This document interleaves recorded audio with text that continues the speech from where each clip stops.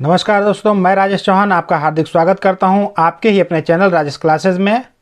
आज मैं जो कहानी लेकर आया हूं उसका नायक सिंदबाद विश्वविख्यात है। शायद ही कोई होगा जो इनके बारे में थोड़ा बहुत ना सुना हो। सिंदबाद एक कहानी की सीरीज 1001 नाइट्स का एक काल्पनिक किरदार है जो बगदाद का रहने वाला था और दुनिया भर में समुद्री यात्राएं किया करता था। इन यात्राओं के दौरान उसका सामना कई जादुई राज्यों, विशालकाय समुद्री जानवरों और अलौकिक घटनाओं से होता था और अपनी बहादुरी से वो हर बार मुश्किल परिस्थितियों से बाहर निकल आता था। ये कहानियाँ 14वीं शताब्दी में अरब देशों में काफ़ी प्रचलित थी, जो कि 18वीं शताब्दी आते आते अरेबियन नाइट्स के नाम से दुनिया भर में मशहूर हो गई। आप में से बहुतों को शायद याद हो, सन 1993 से 1997 के बीच दूरदर्शन पर एक धारावाहिक प्रसारित होती थी, अलिफ लैला। अलिफ लैला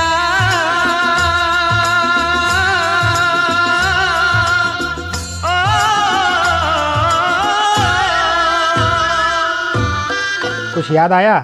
ये धारावाहिक सिंदबाद के साहसिक किस्सों पर आधारित थी। बहुत मज़ा आता था देखने में, वो भी क्या दिन थे। खैर, हम कहानी में आगे बढ़ते हैं। तो आज की इस रोचक कहानी का शीर्षक है Sinbad and the birds, Sinbad और पक्षी। Sinbad and his crew were selling through the ocean. Sinbad और उसके क्रू मतलब होता है नाविक दल होता है। तो उसके जो दल के सदस्य थे, वर मतलब थे। उस सेलिंग मतलब होता है नाव चलाना, नौकायान, जल यात्रा करना। तो वो नौकायान कर रहे थे। थ्रू मतलब होता है से होकर। द ओशन मतलब होता है महासागर से होकर वो नाव चलाकर जा रहे थे। When they came to an island, when मतलब जब वे केम के मतलब आए, कम का पास्ट रूप केम, वो आए, एक आइलैंड पर आए। The sky was stormy. Sky जो आसमान था वो तूफानी था, तूफानी बादलों से भरा हुआ था, घिरा हुआ था आसमान। So they decided to camp on the island for a few days. So इसलिए उन्होंने तय किया, डिसाइडेड मतलब तय करना, फैसला किया। उन्होंने फैसला किया कि कैंप लगाएंगे। कैंप मतलब होता है शिविर, डेरा, पड़ाव, छावनी। तो वो डेरा डालने के लिए उस आइलैंड पर कुछ दिनों के लिए वो उस आइलैंड पर डेरा डालने के लिए फैसला किया, तय किया उन्होंने। क्योंकि वो तूफान था ना, तो तूफान में नौका चलाना खतरे से खाली नहीं होता है। While searching for fresh water, some of the sailors found a huge white egg. While मतलब होता है दौरान, दरमियान, जिस समय वो सर्चिंग तलाश रहे थे, खोज रहे थे। सर्च मतलब तलाशना, खोजना। फॉर अ फ्रेश वाटर, ताज़े पानी की तलाश में थे उस आइलैंड पे। सम ऑफ द सेलर्स, कुछ नाविक लोग जो थे वो फाउंड, पाए, क्या पाए? अ ह्यूज वाइट एग, एक बड़ा, ह्यूज मतलब बहुत बड़ा, एक सफ़ेद अंडा पाया उन्होंने।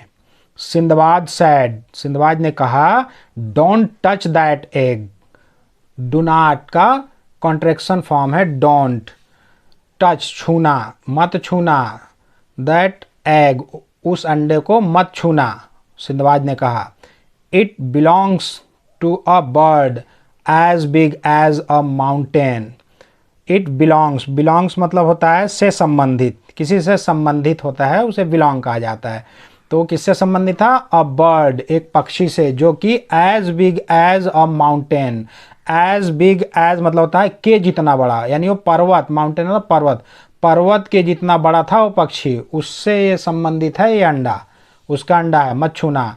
I have seen one before, मैंने उनमें से एक को देखा है, एक को मैंने देखा है। ये प्रेजेंट परफेक्ट टेंस है क्योंकि इसमें सहायक क्रिया हैव लगा है और वर्ब का थर्ड फॉर्म लगा है, और ये कंडीशन प्रेजेंट परफेक्ट टेंस में होती है।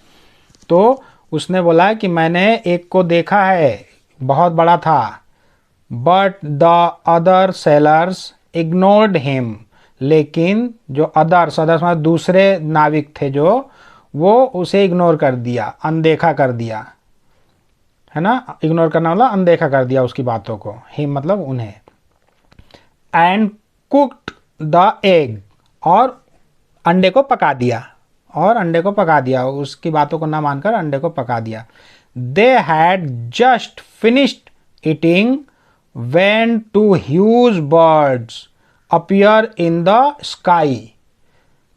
वे जैसे ही जस्ट अभी जस्ट मतलब अभी तुरंत फिनिश्ड ख़त्म किए थे खाना, वो खाना ख़त्म ही किए थे कि तभी व्हेन मतलब जब दो, टू मतलब दो ह्यूज बर्ड्स बहुत बड़े विशालकाय, ह्यूज मतलब विशालकाय पक्षी अपीयर्ड मतलब दिखाई दिए, इन द स्काई आकाश में बहुत बड़े पक्षी दिखाई दिए। The sailors were so scared that they ran to the ship. जो नाविक थे वो क्या हुए थे, वर मतलब थे, सो मतलब बहुत, स्कैर्ड बहुत डर गए थे। नाविक जो थे उन विशाल पक्षियों को देखकर इतने डर गए, दे रैन कि वो भागे, रैन मतलब भाग, रन मतलब RUN, रन मतलब भागना, रैन मतलब भागे, टू द शिप उस पानी के जहाज पर वो भागे। And set sail at once, और सेट सेल, सेट मतलब तैयार होना, नाव चलाने के लिए वो एक बार फिर से वो नाव लेकर जाने लगे, रवाना हो गए, ठीक ना। But Sinbad stayed on the island as it was not safe to sail in a storm.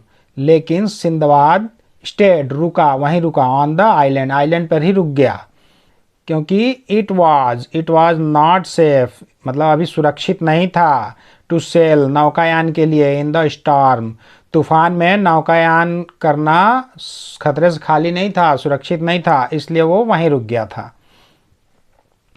The angry birds picked up huge boulders in their clause.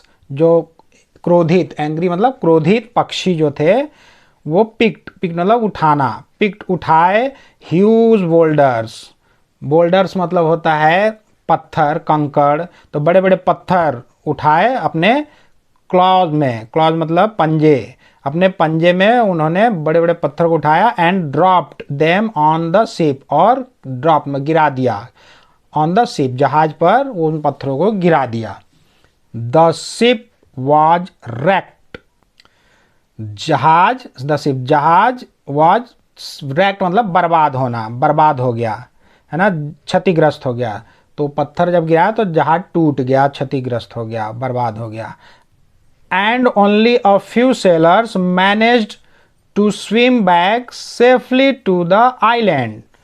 और केवल कुछ सेलर्स, कुछ नाविक, फ्यू मतलब कुछ, सेलर नाविक, केवल कुछ नाविक मैनेज्ड मतलब होता है कामयाब होना, टू स्विम तैरकर, स्विम बैक तैरकर, सेफली सुरक्षित, द आइलैंड के ऊपर सुरक्षित तैरकर वापस आने में कुछ लोग कामयाब हो पाए, बाकी सारे लोग डूब गए होंगे। तो इस कहानी के माध्यम से आज भी हमने नए नए वर्ड्स की मीनिंग को जाना और ग्रामर की बारीकियों को भी जाना, साथ ही एक सबक भी मिला कि किसी भी अनजान जगह पर किसी वस्तु को बिना सोचे समझे नहीं उठाना चाहिए, वरना उसके भयंकर परिणाम भुगतने पड़ सकते हैं। अगर मेरा यह वीडियो आपको पसंद आया तो चैनल को लाइक करें, सब्सक्राइब करें और बेल आइकन को प्रेस करके ऑल पर जरूर सेट कर लें, ताकि मेरे आने वाले हर वीडियो का नोटिफिकेशन सबसे पहले आपको मिल सके। तो बहुत जल्द मिलते हैं एक और मज़ेदार वीडियो के साथ, तब तक के लिए आप लोग अपना ध्यान रखें, खुश रहें, मस्त रहें, स्वस्थ रहें। नमस्कार।